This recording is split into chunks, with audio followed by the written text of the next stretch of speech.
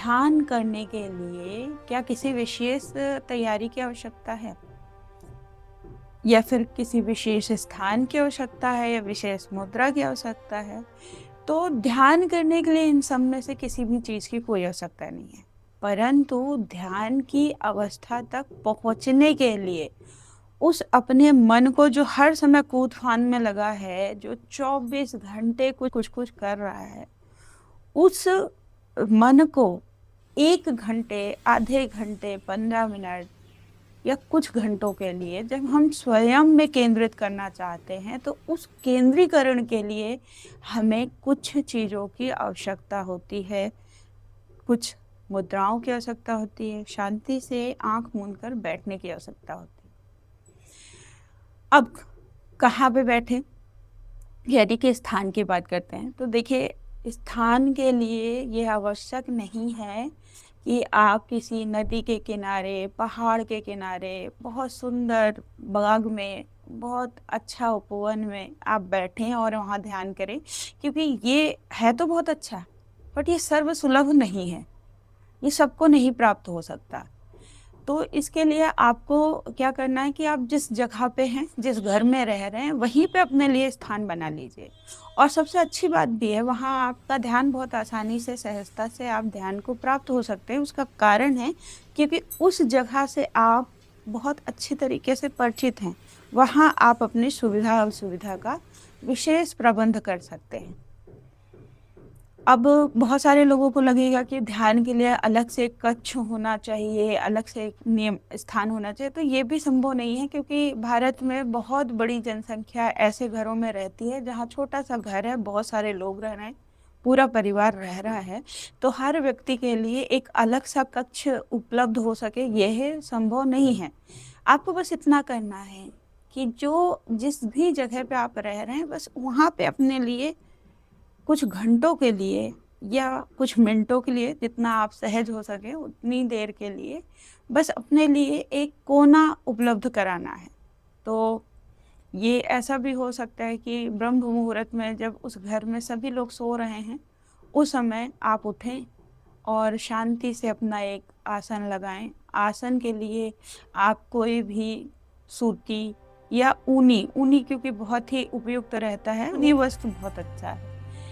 तो आप एक ऊनी वस्त्र बिछा लीजिए।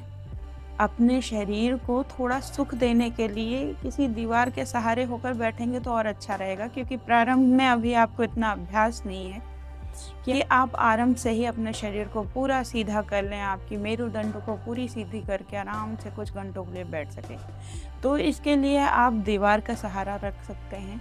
और यदि आप लंबे समय तक योग अभ्यास करना चाहते हैं तो एक कुशन या मसलन कुछ रख लीजिए जो आपके पैर के पास, क्योंकि पैर में शून्यता का अनुभव होने लगता है जब हम कुछ देर तक एक ही स्थिति में बैठे रहते हैं, तो उससे बचने के लिए आप वहाँ पर एक कुशन रख लीजिए, तो वो बहुत अच्छा रह जाएगा। सुबह-सुबह प्रातः काल ब्रह्म मुहूर्त में यदि आप उठेंगे तो ये सूक्ष्म सत्ताओं के आगमन का समय है। सूक्ष्म सत्ताएँ हिमालय से निकल के इस समय संसार में विचरण करती हैं, तो उनके साथ आपका सामीप्य स्थापित हो सकता है, कनेक्शन स्थापित हो सकता है, लेकिन ये पहले दिन ही नहीं होने लगता है। जब आप नियमित निरंतर एक ही समय पे, एक ही स्थान पर बैठकर अभ्यास करते हैं, तो धीरे-धीरे ये संभव हो सकता है।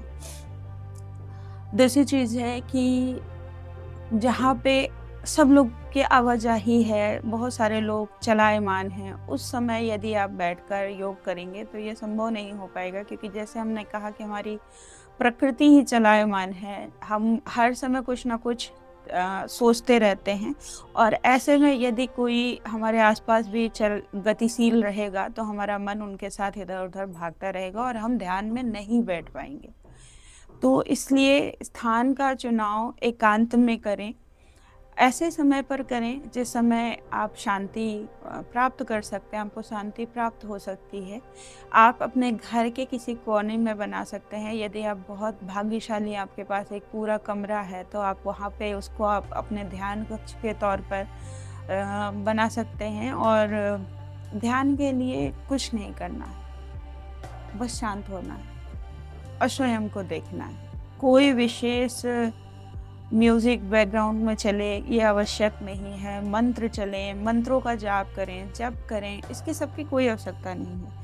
परंतु कब मंत्र जाप करना चाहिए? जब आपका मन अभी बिल्कुल प्रारंभिक अवस्था में है और आपका मन बहुत जल्दी भागता है, इधर-उधर जाता है, तब आपको मंत्रों का जप करना चाहिए, नाम जप करना चाहिए, धीरे-धीरे अपने मन को साधना चाहिए। ये सभी प्रक्रियाएँ आपके मन को साधने की हैं।